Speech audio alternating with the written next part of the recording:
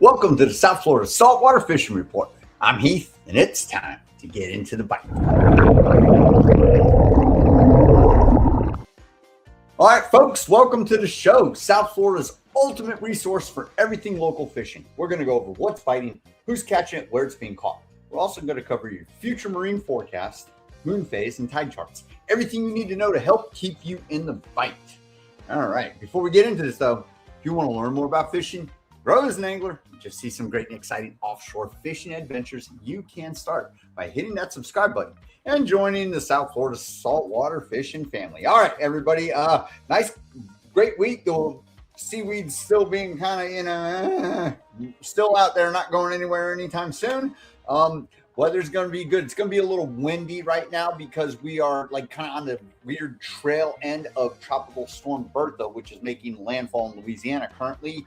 And then it's going to head towards Texas. So as it draws all that wind that way with it, later in the week, we shall see a die down of this wind activity, and our seas will get back to being pretty glassy and stuff, and it'll get hot out there again. So that's what we're looking at. All right, we are going to start out with some fishing, right? I was actually just talking with this gentleman, and he's going to be glad to see his little one out there. This is Scott. We're going to talk about fishing, folks. Scott was out there. He said it was a little bit too rough to get on out there, right? So they went to Peanut Island and they did some swimming. They got some jacks, some blue runners and everything. And this is the age where you start kids fishing. That's how you do it. You get it done, and it's good family fun. And they grow up being like, hey, do you remember that one time I did this? This is how it all starts, right? So yes, great. Scott, this is how it's done. Congrats on, getting everybody out there and making it happen, buddy. All right, let's keep on keeping on. Let's look for the inshore stuff, right? There's lots of people with pelagics and everything, and we're gonna keep. I know there's got to be that's inshore. That's really inshore. All right, here we go. Dave, 6 miles out of St. Lucie. So 6 miles out in St. Lucie is still inshore. He's got some mutton snapper, got an almaco, a trigger, and a lane snap. Not mutton snapper, mangrove snapper. I'm sorry. These are mangroves, lane, a almaco, and a triggerfish. So hey, said it wasn't a good day, but if you look at it, man, he brought himself home a nice meal and a half, man. That's hey, like I said, I was talking with Captain Jim Terenza from Boynton 4J's Charters, and I say, they can't all be home runs every time you go out and put, hey, you got something in the boat, you're bringing home some dinner, we're eating good, man. And this is, a typical reef pool. Remember, folks, we got that mangrove snapper spawn going on. I talked with a few folks at work. They fished the intercoastal, and they're like, man, the snapper bites on. I'm like, I'm telling you, they're getting ready to go make baby snappers. They're going to be eating a lot. Mr. Pedro, how we doing, sir? Hello, thanks for showing up. Talk to you later, buddy. Yes, the safety picture. I had a point to prove to somebody. Yeah, no problem if I see him there. I hate that spot. All right, so yeah, great reef catch. Thanks, Dave, for sharing. All right, let's see what else we can do here. That is some inshore stuff. Not much intro. We'll look at this. He's actually watching. Here he is. I know he's looking for this one right here. There he is, Junior on the mutton snapper. I know. Where are you? I'm showing your picture. And it's a good one too. Like I said, this is how you get. This is the age where you get kids to start that addiction, right? They get the fish on, and then you just start pumping them up. There he is. It's Gino. All right, cool. We got a name to the face. This is Mr. Gino. We are looking at one of the next saltwater fishing slayers of South Florida. Let's give the young man a hand. Hey, listen, like I'm telling you, it builds up from here. The first time the kid lands a dolphin, that itch is just going to go from here. And, next thing you know, he's going to be showing you how to do it. Hey, look, there you go. It happens. It builds up a little bit. I can tell you, you're just going to have to watch the Six-Pack Confessions and hear about the stories of me going through the trials and tribulations and learning, fishing from a very young kid all the way to, the dinosaur that I am right now. But hey, this is awesome here. Thanks for sharing. And Mr. Gino, you're well on your way to being a dynamite angler. There we go. Hey, this Cooper Golf took a trip with Captain Jim on Monday with my family. Yeah. Oh, yes. Excellent. Yes, that was the one where it was a little on the slow side. But hey, that's the one where I was referencing. You know, hey, you guys, you got it. Jim puts in a ton of work. He is not a slouch. He studies the ocean. He's been doing it a long time. Thanks a million for showing up. We appreciate it. Yes, you are in here and your picture will be here very soon. Definitely. All right, let's keep on keeping on, right? Speaking of which, awesome. Hey, listen, anything I can do, tell him he's the man right now. Let's get to this. Wait, we'll go on ahead since we got him. Here's your picture of your dolphins right there. STC Fishing. This is you. There he is. Yes. Hey, we all love hitting home runs, Jim, but you know, hey, the best of Boynton is in the show. We're showing his customers right now who just showed up. Man, it don't get no better than this right now. Yes, sir. So, you know, hey, listen, if you guys are in Boynton, okay, you're looking for charter Captain Jim Chirenza, right? 4J's Charters. Not only does he got that, he's got a line of his own slow pitch jig. There he is, right there. We got him. It's one big happy family. Everybody's doing it, right? All right, great. Again, out of Boynton, Captain Jim, 4J's Charters. Completely reliable, a licensed captain, not one of these guys where you're just jumping on their boat and they're going, shh, don't tell the FWC if they pull us over. All right. Thanks a million. Oh, I really appreciate that. Sharing the report is key. Yes, Captain Jim, folks, go and visit his website. Check out his Facebook page if you need a charter. If you can't get a hold of him, talk to me. I'll put you in direct line with him. We'll give you his cell phone number. All right, but his cell phone number is actually on his website. There we go. All right, let's keep on keeping on, folks. Okay, we're going to start up at the top since this is literally much pelagics going on. We got Richard Meyer. Now, this guy wrote a heartfelt message. It was great. Been following you here on YouTube for almost a year. Finally brought home some dinner, which is great. I mean, it makes me feel good that he's been following and working his butt off. And man, that first yellowtail, it's great to see people when they go finally get success. And it really becomes like muscle memory. You go, okay, this is what I did last time. I'm going to try it, this, blah, blah. And you work on it until you get it out there. 60 feet out of Hillsborough Inlet. He's in the zone, definitely. Awesome. Thank you, Richard, for sharing. And congrats and many more adventures to come for you. All righty. Let's see. Michael, 21-inch mutton on a sardine. Okay, so muttons are here, right? We've seen Pedro up and down the reef slaying them. You know, they're here. You can go out there and you can get them. You need current. Sometimes this reef, like I was out there, when did we go out with the Slayer? I think we hit it Saturday, right? We fished the front of a storm. We uploaded the video on Sunday. So what happened was we were trying to drift before that for about an hour and a half. The wind's blowing us at 3 miles an hour, but there's no current. So I get a huge belly in my line. I can tell there's no current, right? Hey, Sean, there we go. This is Mr. Sean on PWC Sea-Doo. He's the man of the hour. Listen, folks, Sean told me today, I don't know if he's going to want me to inform you or not, but sooner than later, he'll correct me here in a minute.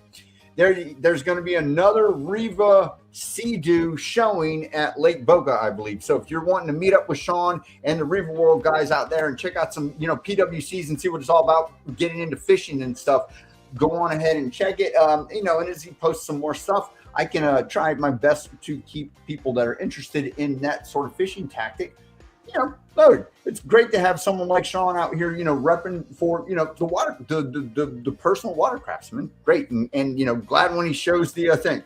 They have 4 to test ride. Okay. So any idea, sorry to ask you one more question. When is that next meetup, Sean, if you could help us, or is it still too far out? Went out 406 mile an hour current. Woo! Yeah. It's weird because the wind was blowing us, but once the storms kind of subsided, it was a little let go. But we hit the front of this storm and the bite turned on solid for an hour.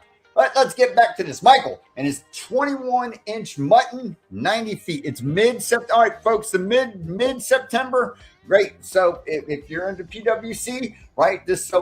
We are July, right? So we got about 2 months before this meetup is going to happen in Lake Boca again, and you guys can go on and check out the Riva World guys, and hop on up on one of these Sea-Doos. I saw them loading up at the ramp. I just so happened to say hi because I recognized, and it just so happened to be the folks that you see working with Sean here. A lot currently on social media, and Sean's the guy. They need him more than he needs them. Anyway, all right, Lake Atlantic, but rip. Yeah, oh yeah, dead flat, but lots of current. Hey, perfect, cool. All right, so mutton, sardine, 90 feet, first drop too. I love those first drop hits. Yes, definitely awesome. Outside of the Boynton Inlet. Got way off subject on there. Hey, of course. All right, let's keep on keeping on. There's Scott's picture again with the little one peeling and reeling. There we go. All right, found a. Okay. Sean and I found a school 800 out of Hillsborough Inlet. Hooked like 10, 5 to the boat, and these 4 were keepers. Yep, that's about right. So remember, folks, as waters get warm, we're going to start seeing the onslaught of peanuts and unkeepable dolphin. So good that we're catching them up right now, and there's still some keepers out there. And you know what's interesting, seeing that Sean was here in the feed, as he made a post. We'll get to it. Captain Jim again. So this is Steve. Okay, this is not Captain Jim. Steve, I mentioned earlier that Captain Jim has his own line of slow pitch jigs. Steve caught this here 30-pound wahoo on one of Jim's slow pitch jigs. They're stick jigs. You can actually see it right. No, is that it? No, I don't think that's it. It looks like it.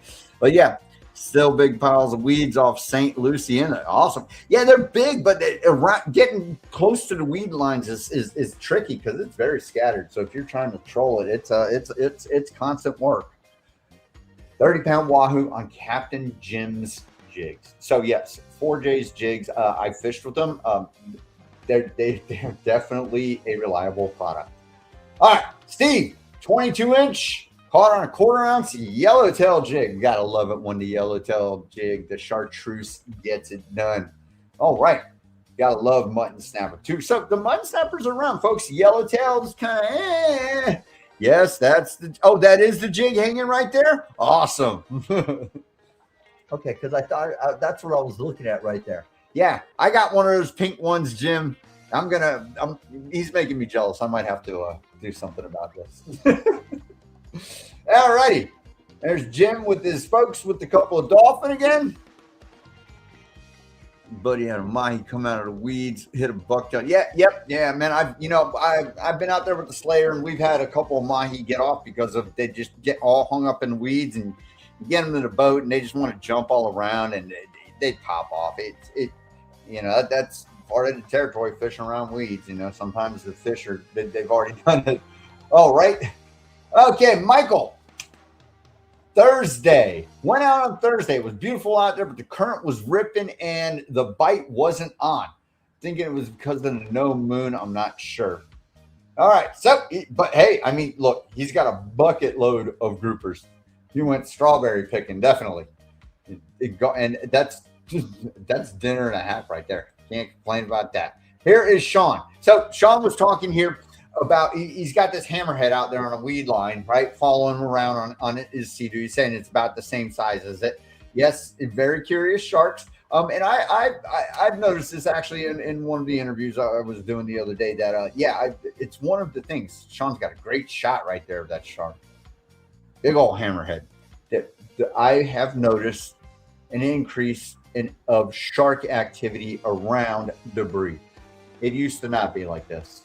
I've seen them to where, if you hook up with a dolphin, all of a sudden these little 4-foot, 5-foot sharks come out. You're like, what? All of a sudden you got to go, yeah, hammer time. That's why I couldn't. He beat it. Yes, he did.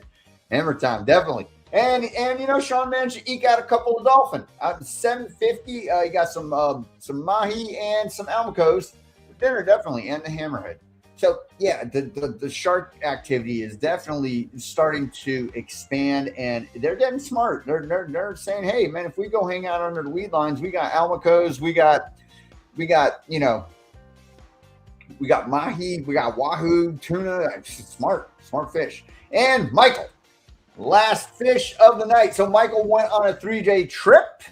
This is one of the fish. This is from the Tortugas, folks. Nice fish right there too. Solid. So, you know, and then he went out there and had fun. Yes, sir. These are some nice fish, definitely. And yeah. So went out there and he shared a bunch. I saw it from his trip. He got some nice grouper and all that. So on those long range trips, man, you know, this is, you know, what you might get lucky and get stuff like this. Congrats, Michael, on your catches. All right, folks. So let's start talking about weather and stuff. And yeah, get on with life. So that was some great catches, man. Everybody, it's a little bit all over the place, right? The snapper are here, folks. Mangrove spawn is happening. You want to go fish? The ideal depth for that mangrove spawn is going to be like 50 feet-ish or so. And really, you don't want to chum. If you chum in that depth right now, the onslaught of triggerfish and Bermuda chubs will never end, and they'll follow you too. Yeah, that's kind of far out. I agree with you, man. He's not. Yeah, that's what I'm saying. The shark behavior is changing. I was out on the sword grounds a couple of weeks ago with a buddy, and we found a pallet, and it had already been hammered because I could tell the dolphin were mouthing and spitting the hook. But as soon as we hooked a good one, shark comes out of nowhere swimming around the pallet. So the shark activity is just it is what it is. But yes, I agree with you. Hammerheads out in 900 is not your normal thing. Yep. Yeah, you know, hey, but you got to remember, man, the ocean ain't the ocean without the sharks. They got to be there. They do a lot of the dirty work that no one else wants to do. It sucks when they eat your fish. The one that I'm seeing like Atlantic sharp noses and stuff. I've seen a couple of them out there. One time I actually made a short where I pitched out a bucktail jig and one chased down the jig.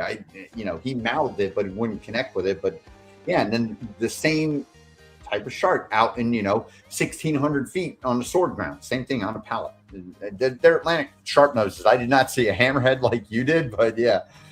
The current claim. Oh no, no! You gotta watch them deep drop rigs. Yes, definitely. Yeah, 900 is weird for a hammerhead, but hey, it's the ocean. Okay, let's talk weather, folks. We're gonna jump on here. Like I said, it's just kind of, the Sahara dust is gone, so we shall see the return of the moisture. That's one thing we can do, guaranteeing. Like I said, we got We'll zoom out here real quick and we'll show you. Here's our tropical storm. Bertha, like I said, currently making landfall. Okay, we'll head towards Texas, which will draw wind and moisture away from us and towards them. Big patches out there said, yep, cool. My electronics are down right now. My sonar is like not, and I haven't had time to get by. I'm really West Marine since they're filing for bankruptcy and see if I can get something for a deal over there. All right, that's when we're talking. Yeah, it's hard not being able to see the bottom at all. But I've really been wanting to get in the Seymour mapping chip for a long time, and Garmin just doesn't work with it. So, and Navionics is so far inferior to Seymour mapping. But let's talk weather. So right now, let's go to tomorrow morning, right? So tomorrow morning, we're still going to have wind blowing, folks. I'm telling you, the wind's going to blow until probably the early weekend, right? So we got 11 knots from the east, 10 knots from the east. Down in the Keys, looking about the same, right? So, but it's not, our seas aren't too unbearable. We're looking at like 2 to 3 foot seas right now. By the way, if you are new to the show, your first time watching, the next 4 websites that we're going to use are our weather forecasting models. Don't shoot the messenger if this changes tomorrow and the up and coming days. The forecast always changes, especially if you watch these models closely. If you would like to use them, all of the links are in the description on the caught over 10 gaffer mice. Wow, yeah. So they're down there. They're down south. Yep. So that's great. They are. They're heading up. They're heading north still. Thanks, Captain Jim C, for submitting my. Hey, not a problem. There he is. This is the guy. You're the you're the thumbnail tonight. Thanks for showing up and saying hi. This is awesome. That's the guy who caught. This is the gentleman who caught the wahoo, folks. That's him right here. We'll even bring it back up. Let's see. We'll show his wahoo again. Right here. This is Steve. That's his wahoo. Thanks for showing up, boss. Okay. Oh, wait a minute. Did I share the thing? I didn't share it. Let me share it. I'm sorry. I goofed that up. Let me find out how I can mess something up. This is Steve. And this is Steve's comment. Now we've come full circle. Let's go. Exactly. All right, folks, back to the weather. Okay. Thanks for showing up and saying hi, Steve. All right. Back to windy. Okay. So again, folks, go on ahead, click, copy, rinse, wash, rinse, repeat when it comes to all of these forecasting models. And again, don't ever just look at this stuff. You got to use live feeds, inlet cams, beach cams, all sorts of stuff. Stick your head out the window, check the weather. All right. So right now we're looking at 10, 11 knots tomorrow morning. Tomorrow afternoon looks like it wants to pick up a little bit even and starts coming from the northeast. So there we'll see a little bit. You can kind of see the way you use windy, right? You got this shading down here. So you see green in between 10 and 20. Or you can click and point and it'll tell you the exact wind speed, wind direction, rain accumulation, whatever you need, wave heights. So as we click around here, we'll see we're in between, we're in the low double digits, right? Just above 10 knots, no matter where we go along the East Coast. If we go up towards Mike area in St. Lucie, we're looking at, this is actually Slay Kitty's area too, up here, 12 knots from the northeast come tomorrow afternoon.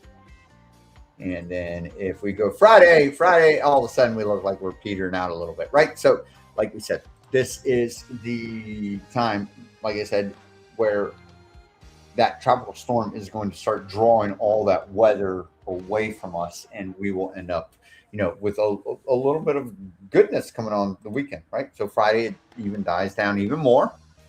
As you can see, 2 miles an hour, 6 from the southeast, nothing. And as we head into Saturday, it wants to pick up a little bit, but not much less. So like I said, it is definitely let go a little bit.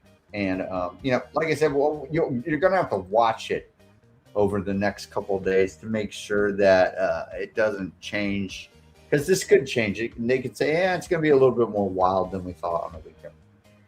So, closer to home, it'd be about 8 miles an hour Saturday afternoon. That's that afternoon onshore breeze. Sunday morning, we'll have a west wind blowing at 7 knots. Remember, knots and miles an hour aren't very much different. A knot is 1.1 mile an hour. Come Sunday afternoon, looks like we're going to have that west wind still happening. But in the Tri-County area, it looks like we're going to have a little bit of, the sloppiness of a wind direction change where it can't make up its mind of what it wants to go out to do. Might go out this weekend. Yep. You're looking at Sunday in your area up here, boss. You got west winds, northwest winds, 5 knots or something. You don't like the weather, just wait. 45. Yeah, that's Florida, definitely. Trying to find a bundle of mango. Yeah, they're out there. That's what you're gonna go get. That's fun. All right. So there we are, Sunday, right? Sunday's looking like the better of the 2 days on the weekend. A little bit of funkiness when it comes to that wind directionality. And Monday looks like it's going to keep up with that west wind, right? So we are definitely going to have our seas lay down overnight from Saturday and Sunday. It might be raining across the street. It's definitely, if I look out my window right now, it's raining in the park over there, but not in my backyard. All right. 9. So west winds come Monday morning, folks, right? So we'll go back to tomorrow. Let's check out our wave heights, right? Definitely fishy here, fishy. How many people actually say that still? I say it when I'm on the bottom of the Slayer. All right. Wave heights. Right now they're saying 2 feet, right? 2 feet from the east, 4 seconds, 3 seconds. So it's a little choppy because we got a shortened period, right? And a shortened period means a little bit more choppy. Longer period means more glassy. Down in the Keys, we're looking at 2 foot 4 seconds. We do the air. Yep, I'm sure. You know, that's the age-old question. You can call them in. There we go. Fishy. Okay. 2 foot 3 seconds. 1 foot, a little bit further up north. They're looking at 1 foot, and this is tomorrow morning. So we got, it's not bad. And then in the afternoon, it'll want to pick up a little bit. They're saying 2 to 3 foot. So you're looking at 2 to 3 tomorrow. Down in the Keys, a little bit of same stuff. If we go over to Tampa area, they've been doing pretty good. I heard somebody, I don't know if it was craziness every time I got loose line in the water. Fishy. Yes. I heard that Navarre Pier was like had sailfish and mahi. I don't know if there's any truth to that, if someone was lying, but yeah. All right. 2 foot. This is Thursday afternoon, Friday morning. Same thing, 2 foot 5 seconds, 2 foot 5 seconds. So not too bad. So we're looking at 2 to 3 foot seas, right? Not very unrealistic, and it looks like Friday afternoon it wants to lighten up a little bit, especially down towards the Miami Northern Keys area. Up in our area, Palm Beach, lower Palm Beach areas in Fort Lauderdale, 2 foot 5 seconds. Not bad. Up in St. Lucie, we got 3 foot at 6 seconds. So the further north we go, there's still, in Portland, they got to get like 35 miles out to get into some real water. It's not like it is in the Tri-County area.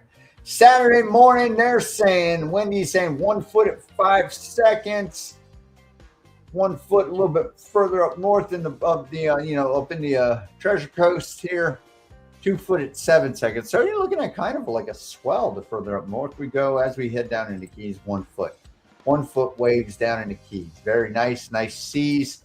And as we head up into like the Fort Lauderdale, lower Palm Beach area, 1 foot. So Saturday's looking very nice. You have to make up your decision. You have to plan your trip accordingly if you got Saturday or Sunday available. According to Wendy right here, we're looking at nice ocean starting either day.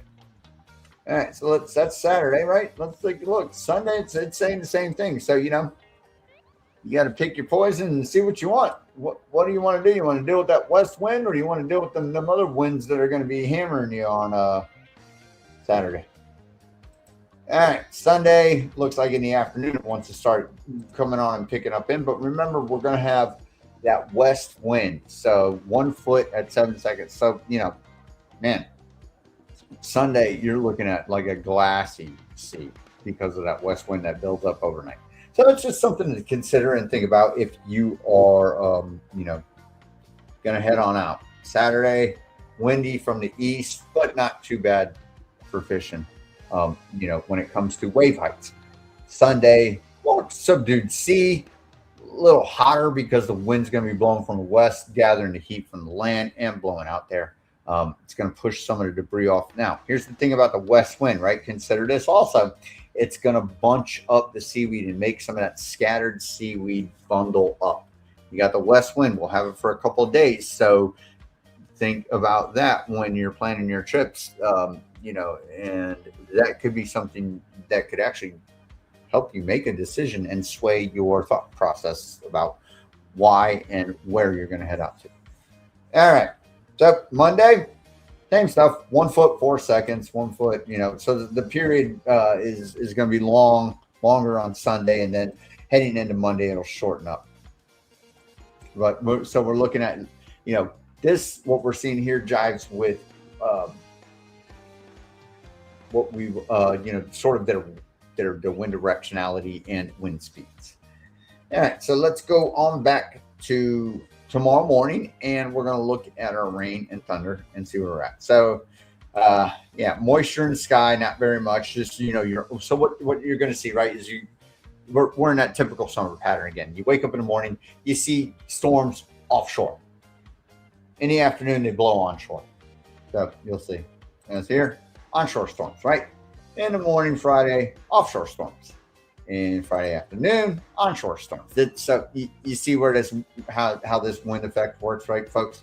All right, Saturday morning, offshore storms, and Saturday afternoon, the wind blows them onshore.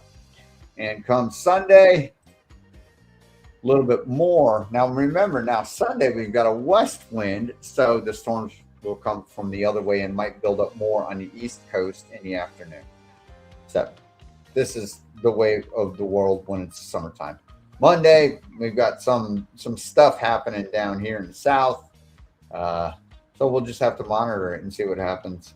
That's your west wind building up. Probably a something that's going to come up from up north when you got that west wind, right? So you see this swoop down here. So obviously there's a some sort of frontal boundary or something that's going to create that west wind, and that's why it's pushing in that direction. All right, let's go. I want to get off that one. We're going to go to WINDFINDER, right, which is basically like the numerical, logical version of that pretty little graphics that we were just watching right there. Okay, so tomorrow, east winds, right, low double digits, like we said. Afternoon, onshore breeze kicks up, 2-foot seas from the southeast. So it pretty much jives with what Wendy was just saying, right? 4-second period, not bad. 2 to 3 foot seas, folks. If you're looking to get out tomorrow. Friday into Saturday, right? We've still got this southeasterly flow. Okay, now you've also got to watch your rain accumulations, right? So here they're saying overnight Friday, but during the day, not much moisture, a little cloudy, partly cloudy, but not much rain looking at going on between Friday and Saturday. Wind directionality, wave directions, straight from the east, 2 to 3 foot seas, right? So here's the thing. Here's where our difference is going to come in. As they were starting to say, hey, Saturday, the wind's going to be a little bit less than what you're saying it's going to be here. So there's a discrepancy on Saturday, whether or not it will be more or less. So, if you take the sum of all averages, it's probably going to be a little bit less than what they're calling for right here. And it might be more doable. So you just have to figure out, hey, do I want to deal with the southeasterly flow, scattering the weeds, heading offshore, making it a little bit more difficult to get into control and get up with the fish and figure that out? Or do I deal with Sunday with the variable winds possibly coming from the west? And here's what I do and deal with the possibility of the bundled up, the lower seas, the hotter air temperatures and all that stuff. So there is quite a bit. Back for a minute, just caught that Friday is a good day. Yes. Yeah, everything's going to be good. You can get out there and do it. And, definitely, we know Anna is on a roll, so you might want to, just get a cigar, get your pen and paper, and take some notes and let her do her thing. Because I know when we went out, when I went out with Patricia, we were just talking, and Anna's catching fish left and right. Yes, good times with them on their boats, no matter what, man. Definitely a fun time with Patricia. All right, so yeah, Sunday. Right, wind directionality change, westerly wind. So this is saying it's going to take a little bit. Oh man, yes. Listen. That kingfish still blows my mind. That thing was massive. All right, yeah, 1 foot seas, right? So, and as you can see, the period here. So we are going to get definitely some weather traffic coming from over the land, which will flatten out our seas and create a swell Monday into Tuesday, folks. So just consider that. If you can wait off until Sunday, that'll be your more easier going ocean day. Other than that, it's going to be a little bumpy, but not undoable. Definitely nothing crazy going on here weather-wise right now. All right, let's look at our moon phase. For those of you that like to fish by the moon, and it's really a mackerel wahoo thing, right? It's also a mangrove spawn thing. So we are approaching our full moon. Right now we are waxing. So when we're talking about moon phases, right? Waxing means you're heading towards the full moon. Waning means you're heading towards the new moon, the dark side. So right now we're heading towards the full moon. So we're waxing. Today, Wednesday, we are at 62%, right? Tomorrow, 71%. Thursday, Friday, 79%, Saturday, 86%, Sunday, 92%. So here's the good thing, folks, about this moon phase and it being a weekend approaching the full moon, which should hit Monday, probably Tuesday night. If you want to do that wahoo troll, you typically want to do it a couple days before, a couple days after the bright full moon. Saturday, Sunday, if you get out there and do it and you're wanting to do a wahoo troll, this would be ideal. Get out there and do it at first light. Give it a couple hours, right? Planer troll. And see if you can do it. Get dark purple, black lures on there, bonita strip, and go out there and see if you can do it. I might actually do it. I'm, seeing what this moon phase is. We'll check the tide charts and see if it is. If you've got a good outflowing chart, yep, hey, you might get it, man. You never know. Like I said, I'm waiting. I got a couple of fish I want the Slayer to get. He's still got to get a sailfish. We hooked up one last week, but it spit the hook. And I'm ready for him to get a wahoo too, So, yeah. I hope you get one too, buddy, man. That'd be great. All right. So that's what we're looking at, right? So this is a Sunday, Monday, 96%. And like I said, Tuesday, you're basically looking at full moon Tuesday into Wednesday. Okay. So you will be able to get out there and do that wahoo troll. If you're looking for some insider information, Saturday, Sunday will be those couple of days out from that full moon that you're looking to do it. Water has been hot. Barry, tell me about it, man. 85, 86 degrees over the reef. Definitely. All right. Let's look at our tide charts and let everyone skedaddle. Okay. Tide charts are important, folks, especially for those of you that fish off the jetties in the inlet. So when we're looking at these tide charts, we're not doing it to tell you how the current's going to be over the reef or, over, off the piers, off the structures, the reefs and stuff, the shipwrecks and stuff. What it is this is important for your tidal flow cycle out of your inlets, especially for the land-based guys, right? You guys on the boats, if the tides ain't in your favor, you can go do something else. But if you are fishing the tidal flow out of an inlet, this is very important. The tide must be going out or you're catching nothing. James, hello. Switching back to the poor man planer and rubber bands with all. Oh boy. Yes, sir. I get it right there. Say no more. Listen, we were lucky enough. I went out with the Slayer and we tried flatlining, but it wasn't working. We not even a nibble. No false albacore, no kings, nothing. So we gave up on it, right? And we found a line, a clearing. Magically. Now, you know me, normally I'm in and out of the reef. I don't say troll the reef straight. That's not my thing. We literally trolled in a straight line. We stayed at 120 and it was nonstop action for an hour while we fished in front of the storm front. And then it petered out. But yeah, the weeds, like had that clearing not happened, we wouldn't have been able to do anything. I don't know what we would have done. We would probably just went on a boat ride and call it a day. Yes. What do I say on the water temp? I say it's hot, but the fish are still chewing.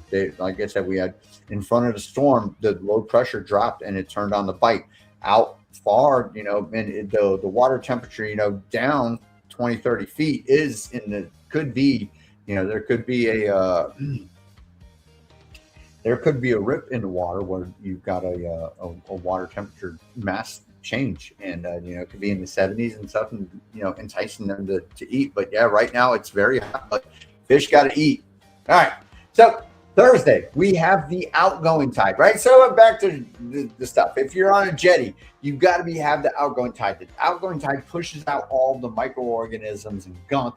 Little fish come in and eat that. Big fish come in and eat little fish. That's how the cycle of life works when you're fishing tidal flows from inlets, right? So if you're on the jetty fishing and your tide's coming in, you're watching boats and catching rocks. If you're out on a boat and you're jigging, chumming, drifting, trolling, doing whatever you got to do in front of this tidal flow, if it's going in, you got the wrong way. Now, not only do you need the outgoing tide like you have right here, you also need it at a topical time of day.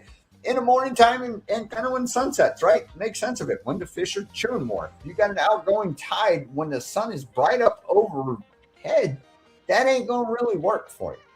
So right now, this is what you're looking for, right? So when I'm talking about the wahoo troll that we're going to try and get up on this weekend, you need if you've got this outgoing tide, you've got the moon on your side. These are the elements that you can look for. Now, the clearing of the weeds, that's a different thing. You might have to work your way around that, man. If you're planer trolling, it might be a long day on the reef, but you've got a few things that are on your side. Thursday into Friday, we've got great. We're about, like a third of the way Friday. Saturday, Sunday, that day where we said, hey, it's going to be that west wind, going to lay everything down, be one of the better days, Sunday into Monday, right? You're at the top of the outflow cycle as day breaks, right? So I'm telling you, come 7 o'clock, 7 o'clock, it's starting to flow, right? 7:30-ish, by the time the fish are starting to wake up, downriggers. No, you're putting me back on my grandparents' boat with that, dude. Come on. Oh, man. God, that brought back my hernia. So, yeah, we're looking good, folks, with the tidal flow and the moon phase. You made me laugh right there. All right, folks. So that's it, right? We're looking good this weekend. Yeah. Before we get on out of here, right? If you are on Facebook, I want to ask you, go ahead, seek out the South Florida Saltwater Fishing Report. It is a private group. We are nearing, we're at 2,900 members, right? We're doing good. You got to ask to join the group. Answer a couple of questions. I grew up with my dad. Man, yes, me too. And, oh, Lord. I trolled a wire line. There's actually the last six-pack confession thing is about my grandmother always got on me. Why aren't you using the wire line? You need to start using that and stop with those planers. I'm like, Grandma, yes. And the same thing with the downrigger too, man. Yep. You wanted the downrigger on my 17-foot boat, Grandma, with 4 rod holders? Sure. Listen, if you can take the wire line and that Monel out to the sword grounds and troll it, and it could do well, but over our reef, man, fish are gonna laugh at you.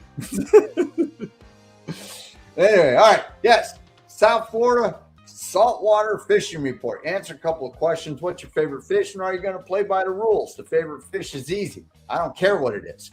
The rules, the rules are simple. Don't screw around. You know, if you got a YouTube channel, we promote everyone.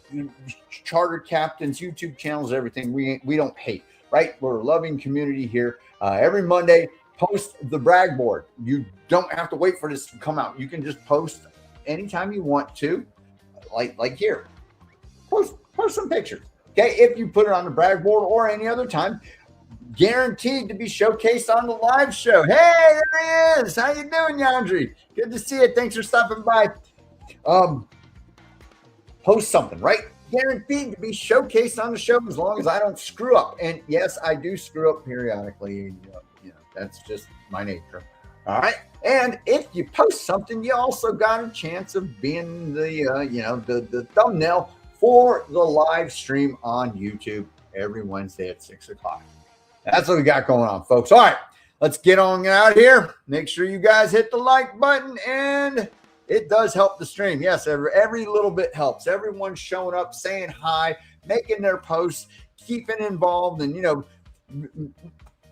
we make each other laugh this whole 45 minutes, whatever it is. Have a good time. We're gonna head out this weekend, get it done. Everybody be safe. Everybody have a good time, and get on out there and make it happen this weekend. Till next Wednesday, right, folks? South Florida saltwater fishing, going wherever the cool wind takes us.